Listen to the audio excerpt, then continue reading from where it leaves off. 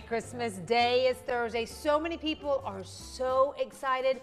And then there's a lot of people who want to be excited, but it could be a really tough time. Maybe they're going through something hard, or maybe they're, thinking about people that aren't going to be here this holiday season. So we've got Dr. Martha Durham here from North Main Counseling to kind of give us some tips on what do you do. And I think it's important to know that you aren't alone. Like some people probably think like, why, this is supposed to be the happiest time of year. Why am I so sad? And that is so normal. Yeah, it's very normal. And I think people who feel that way think they're alone. And in fact, a whole lot of us feel that way, even if you're not having grief, even if your childhood wasn't painful. We were just talking earlier, like, my kids are grown. Yeah. And so there's no excitement of doing things the night before, and they don't want to get up early. So everybody has a little bit of the blues sometimes, I feel like. Yeah, because you're itching so bad for what it used to be like. Yeah. And it's almost like you just have to embrace what it is now. In my circumstance, but some people have really painful childhoods. Right. Okay? Right. And the holidays they just may be terrible for them. They may be trauma, memories that happen. And so what I say to people like that is, you need to set your own agenda. You do not have to go to Christmas parties. You do not have to participate in things. And it's okay to say no. And people who really love you will understand that. Right. Yeah. You can also modify things. You can do you and your bestie.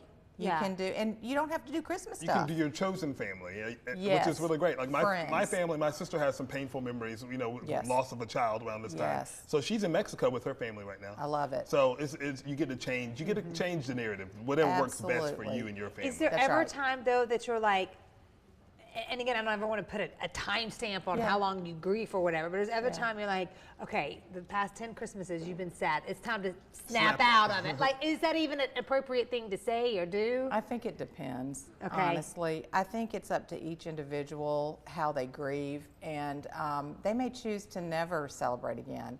And I guess what we have to do as the people who love them is honor that, and maybe have other special times with them. And so I'm thinking about like the death of a child or something like that, where that's the worst grief that I don't see you ever snapping out of that. Never. That's like a never. I mean, absolutely not. But I think maybe you're talking about something different, which is complicated grief. Yeah. Complicated grief, yes. I think you need to come in and talk to somebody, see if you can process some things so that you can have a life that's worth living. Yeah. I think you're talking about something different. And yes, get help for that. And friends and family who really love you can say, hey, why don't you talk to someone? You're not diminishing their loss, but you're saying maybe you could feel a little bit better. Or your friends say, hey, this is what we're going to do on Thursday. It doesn't have to be for Christmas. It's just like, here's what we're going to do. And then they just put you as a part of that whole conversation, which is neat.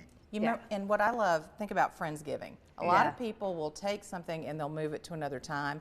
So you could say, well, we're not going to celebrate Christmas, but I want to spend special time with you. It could be before, it could be after, and you still get that loving relationship. You just don't attach it to a holiday. That might be painful. Okay, I like this one because this is, we've had a big conversation about this one.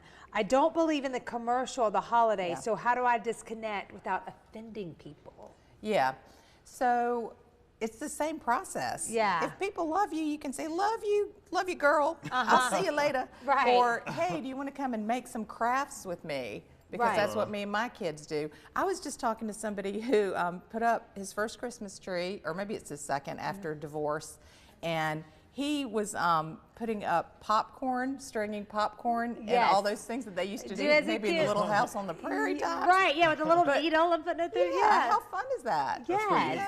You just kind of do things maybe just at a lower pace, not all brightly lit. Like my mama used to tell me, don't go broke trying to make someone's Christmas brighter that you only saw once this year. Look at your list, check it twice, and say, have I seen this person? They may be special, but don't go broke. And listen, if it's not reciprocal, this sounds horrible, but if somebody's not doing something for me, I'm not doing it for them. And I don't mean in a tit for tat kind of way. I mean, your people are your people, right? They are, you and send they've been your your people cards all to year. your people. You exchange gifts or not with your people. You do not have to worry about people who would not do the same thing for you. Exactly. They're not worrying about you, and I don't mean that meanly. And that came from the doctor, everyone. Yes, 100%. There you go. If you need a little extra someone to talk to, Martha and her crew, they're great people. NorthMainCounseling.com is where you can go to learn a little bit more. Thank you, Doc. Merry Christmas. Thank you. Merry Christmas. Thank you. Coming